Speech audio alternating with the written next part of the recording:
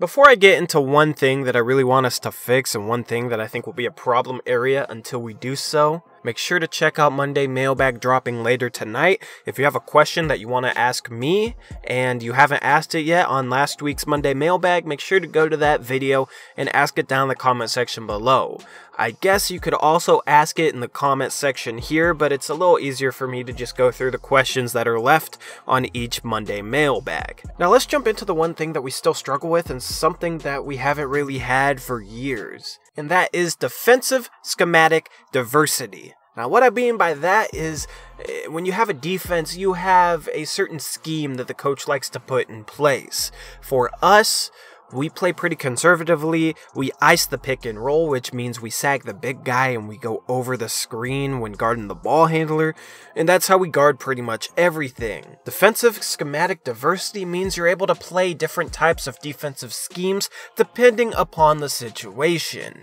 And when we lost that Memphis Grizzlies game, that was just another game that had me wondering why we still don't have any sort of diversity with our defensive schemes. What got me wondering that was Mike Conley just absolutely going off, especially in the fourth quarter, where we were letting him get to his strong spot, which is 10 to 15 feet. He has one of the best floaters in the game, and he's able to shoot it with his left and right hand, and he's really able to use the threat of his floater to get big guys to suck up on him when he gets around 10 and 15 feet. That opens up dump-off passes to guys like Jonas Valanciunas, which were definitely available. If the big guy doesn't come up to take away the floater, well, Mike Conley is pretty automatic on these floaters, and that's how he was with the Memphis Grizzlies. So it was basically a defensive scheme that put us in a bind where the big guy had to pick his poison.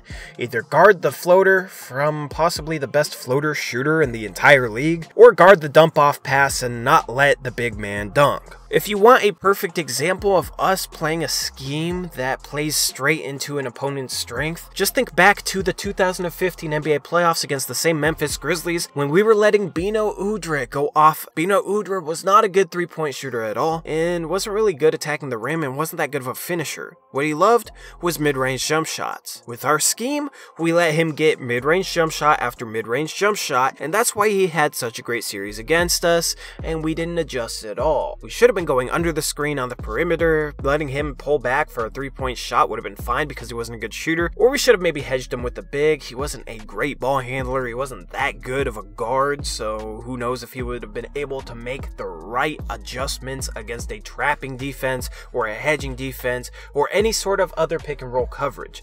Literally icing the pick and roll against Bino Udrih was playing to his strength of the mid-range jump shot.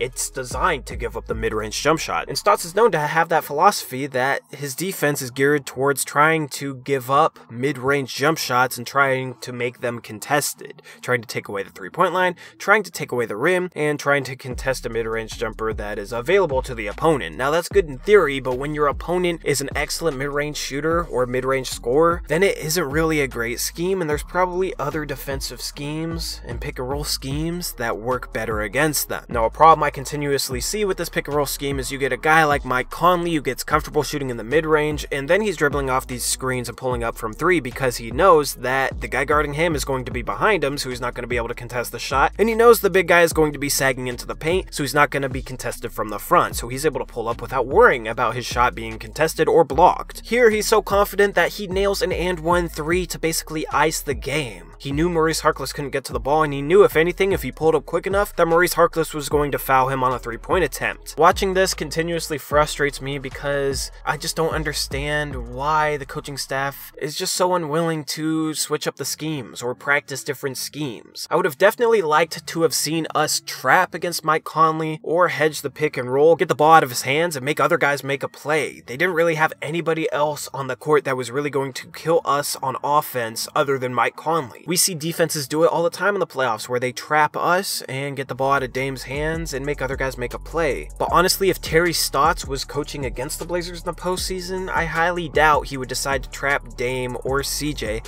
even though that's the type of scheme that gives the Blazers the most fits. So that was my big takeaway from the Memphis Grizzlies game. Our pick and roll scheme got absolutely obliterated by Mike Conley, and it sucked because if we won that game, we'd be in third place right now. That was definitely a game that we needed to win against a bad team on the road, and we had a great road trip. Ending 5-2 with our schedule on that road trip is definitely a good good record. It's just frustrating because it should have been 6-1. We should have been able to take care of business against the Memphis Grizzlies. As far as the Oklahoma City Thunder game goes, I know we shot a ton of free throws, but the refs in that game were absolutely terrible. I don't call out the refs often, but that game was ridiculous. The fact that the refs believed that Nurkic purposely tripped Westbrook and believed it enough to be able to call a tech on him is ridiculous. If Westbrook didn't commit a flagrant 1 foul on Nurkic, Nurkic would have not gotten teed up. They wouldn't have called anything. They didn't see it, and even if you looked at the replay and nothing happened after that trip, they would not have decided to call a technical. So because Russell Westbrook got into his feelings and absolutely trucked Jusuf Nurkic ended up with a technical foul. And then of course you had Paul George elbowing Jusuf Nurkic in the face with no foul call, and for some reason they can't review that, even though if it was a dead ball and somebody elbowed somebody, they could review it and call a flagrant or a technical or an ejection. It's weird that they said they couldn't review that, because I believe I have seen plays in the NBA where a guy gets elbowed and they don't call a foul, but then they do review it for a flagrant and they do call a flagrant,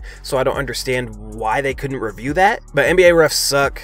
It's very frustrating that they had to have that much of an impact on that game. But still, I really did not like the way we played down the stretch against OKC. Whenever we have a tight game, we always seem to revert to a very basic style of offense where we continuously run high pick and roll with Damian Lillard and hope that he can hit a bunch of shots out of it. Damian Lillard was going absolutely off, 51 points against the Oklahoma City Thunder, but it was very easy for the Thunder to key in on him when every time down the court during crunch time in the last 3 or 4 minutes of regulation, we were simply just running him into high pick and roll, and that was it. There was times they'd shut it down, we'd try and run another high pick and roll, they'd shut that down, and then he'd kick it to CJ with under 10 on the shot clock, and CJ would try and create something out of nothing. CJ was off, so we missed a lot of those shots, but it's just not good offense. We're playing our best when we're moving the ball, and when Dame is able to play off the ball and be used as a cutter. With how hot Dame was, he definitely would have been a good decoy. They might have had communication mishaps, or they might have simply doubled Dame off of curls where the guy screening could have slipped to the rim for an easy bucket. Dame definitely could have been used off the ball to not only get him better looks than he was getting just running into a trapping defense on a pick and roll, but the attention on him could have also opened up better shots for the offense. I just really did not like the offense we played down the stretch. Sadly,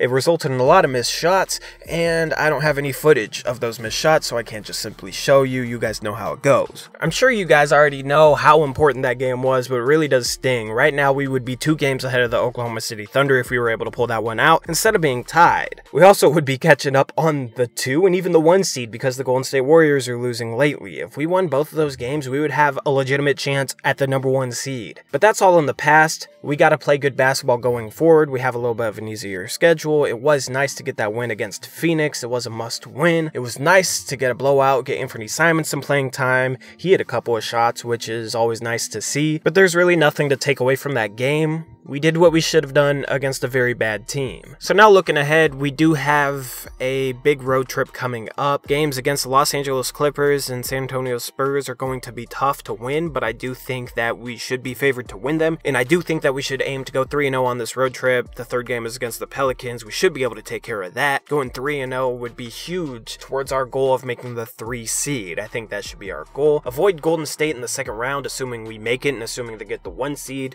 I think a 2nd round match against Denver would be a great matchup for us, but maybe that's looking too far into the future because, I mean, last year I was in that mindset and we didn't even win a playoff game. So that's why we just gotta work on perfecting our brand of basketball, perfecting the style of play in which we play with, and getting ourselves geared up and prepared for the postseason because it starts in about a month. I'm starting to feel that postseason excitement, and here in the Moda Center in that OKC game and how loud it was, and I'm sure a lot of other Blazer fans are feeling it as well. So that's all I got for this weekly recap. True Blazer fans, I hope you enjoyed it. As I said earlier, Monday Mailbag's coming later tonight. I hope you guys check that out and enjoy that as well. With all that being said, I'm out of here. I hope you guys have a great week ahead.